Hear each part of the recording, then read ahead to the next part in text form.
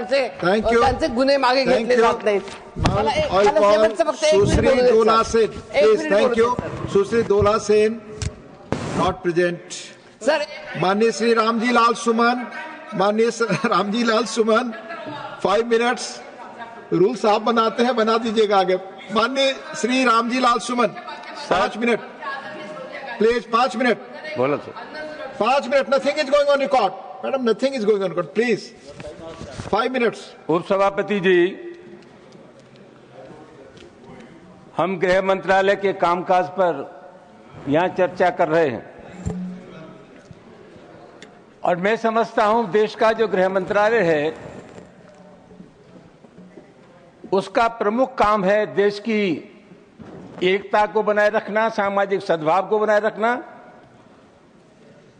ये पूरा देश एक घर है और हिंदुस्तान के प्रधानमंत्री और गृह मंत्री का ये दायित्व है कि हिंदुस्तान में विभिन्न जाति और धर्मों के लोग रहते हैं. यहां सभी धर्मों में सामंजस्य हो, एक धर्म के मानने वाले दूसरे धर्म की इज्जत करें.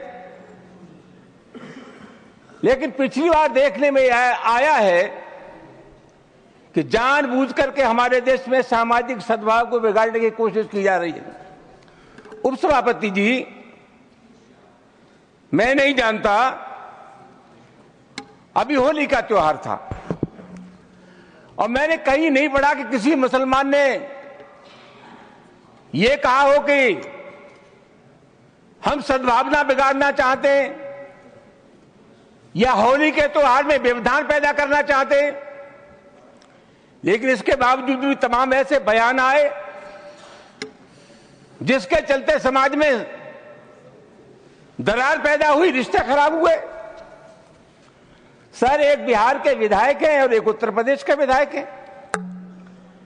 इन दोनों लोगों ने यह कहा कि मुसलमान अपने घर में कैद हो जाए होली पर. उत्तर प्रदेश के एक मंत्री ने कहा कि जिनको रंगों से नफरत है वो हिंदुस्तान छोड़ रहे हैं. उपसभापति महोदय, अलीगढ़ यूनिवर्सिटी में सभापति महोदय, पहले होली का त्योहार नहीं होता था, परमिशन नहीं मिली. अब जब वहां अनुमति नहीं मिली, बाद में अनुमति मिल गई थी, तो वहां के एक जनप्रतिनिधि ने कहा कि जो इसका विरोध करेगा उसको मुंह पर पहुंचा देंगे. सभापति जी, कानून का राज है या जंगल का राज है?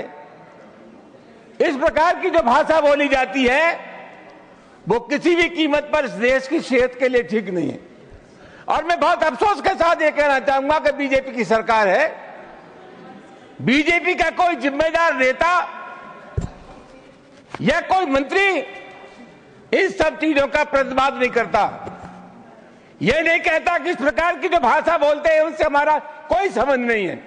तो क्या हम मान करके चले कि इस प्रकार के जो तत्व है उनको सरकारी संरक्षण प्राप्त है या इनको भाषा अच्छी लगती है?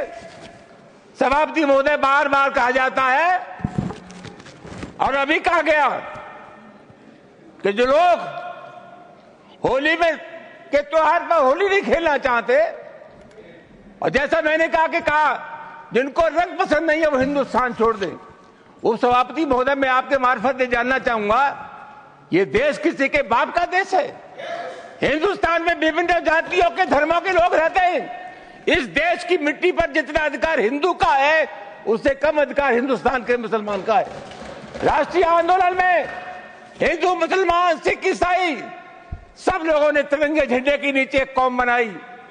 आखिरी मुगल बादशाह जफर, उसके बेटों का सर कलम कर दिया गया, बादशाह जफर के पास भेज दिया गया और अंग्रेजों ने कहा दमदमे में दम नहीं, अब खैर मांगो जान की, यह जफर ठंडी पड़ी अब तेग हिंदुस्तान की. बूढ़े बादशाह जफर ने कहा गाजियों में बू रहेगी जब तक ईमान की, तख्त से लंदन तक चलेगी तेग हिंदुस्तान की. सभापति महोदय, कौन है इसका ठेकेदार? हर बात में एक तो ये बीजेपी के लोगों का तकिया कलाम हो गया है सभापति महोदय कि मुसलमान, इनमें बाबर का डीएनए है.